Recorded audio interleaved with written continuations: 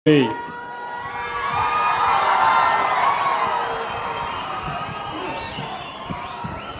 పెద్దన్న గారి పల్లె గ్రామానికి వచ్చినప్పుడు నాకు ఘన స్వాగతం పలికిన సోదరి సోదరులందరికీ నా నమస్కారాలు, అభినందనలు, శుభాభినందనలు. మనం మీటింగ్ ప్రారంభించుకునే ముందే ఈరోజు ఈ గ్రామానికి వచ్చే సమయానికే నాకు ఒక దుర్వార్త వచ్చింది. నిన్న మొన్న పెద్ద ఎత్తున తుఫాన్ వచ్చిన టెక్నాలజీ ఉపయోగించుకుని టెక్నాలజీని సమర్థవంతంగా ఎదుర్కోగలిగాం.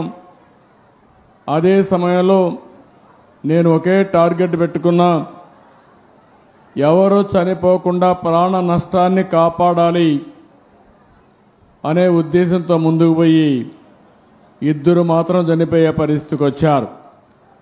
అది కూడా ఒక అతను పడవ ఉందంటే అక్కడికి వెళ్ళిపోయి దాన్ని బయట తీసుకురావడానికి ప్రయత్నం చేసి అతను చనిపోయాడు.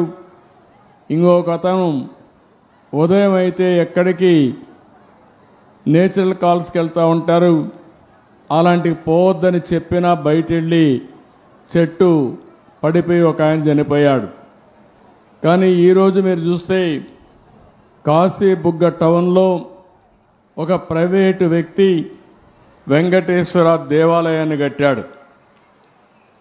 అక్కడి నుంచి కార్తీక మాసం ఈరోజు చాలామంది అక్కడ దర్శనానికి వెళ్ళిపోయారు. కనీసం ఆయన చేసినప్పుడు పోలీసుకు కూడా చెప్పలేదు.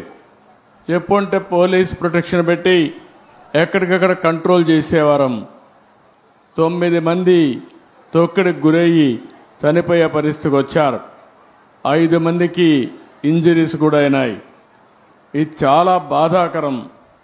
నేను ప్రతి ఒక్క ప్రాణాన్ని కాపాడుకోవాలని అనేక ప్రయత్నాలు చేస్తూ ఉంటే కొంతమంది ప్రైవేటు వ్యక్తులు ఇలాంటి కార్యక్రమాలు చేయడం చాలా బాధాకరం. దీన్ని నేను చాలా తీవ్రంగా ఖండిస్తున్నా.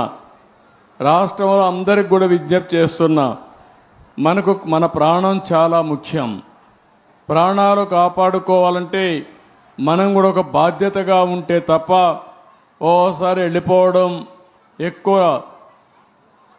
మనుషులందరూ సమీకరణ కావడం, అక్కడ స్టాంపేడ్ జరగడం, ఇలాంటి దుర్ఘటనలు జరిగేదానికి దోహదం చేసే పరిస్థితి వస్తూ ఉంది. ఏదేమైనా మనం గుర్తుపెట్టుకోవాల్సింది, అమాయకులు చనిపోయారు. నేను చాలా బాధపడుతున్నా. అందుకని ఈ దుర్ఘటన పట్ల చాలా సీరియస్గా తీసుకుంటూ ఎవరైతే దానికి కారకులో వాళ్ళందరినీ కూడా ఇమ్మీడియట్గా కస్టడీలో తీసుకుని పూర్తి విచారణ చేసి తర్వాత ఏం చేయాలో తదుపరి చర్యలు చేపడతాం. ఇలాంటి సంఘటనలు ఈ రాష్ట్రంలో జరగడానికి వీలు లేదు. అందుకే ఒక పక్క దాన్ని చేస్తూనే అమాయకులు చనిపోయారు. 9 మంది ప్రాణాలు కోల్పోయారు. ఆ 9 మంది ప్రాణాలు కోల్పోయిందని నేను చాలా బాధపడుతున్నా.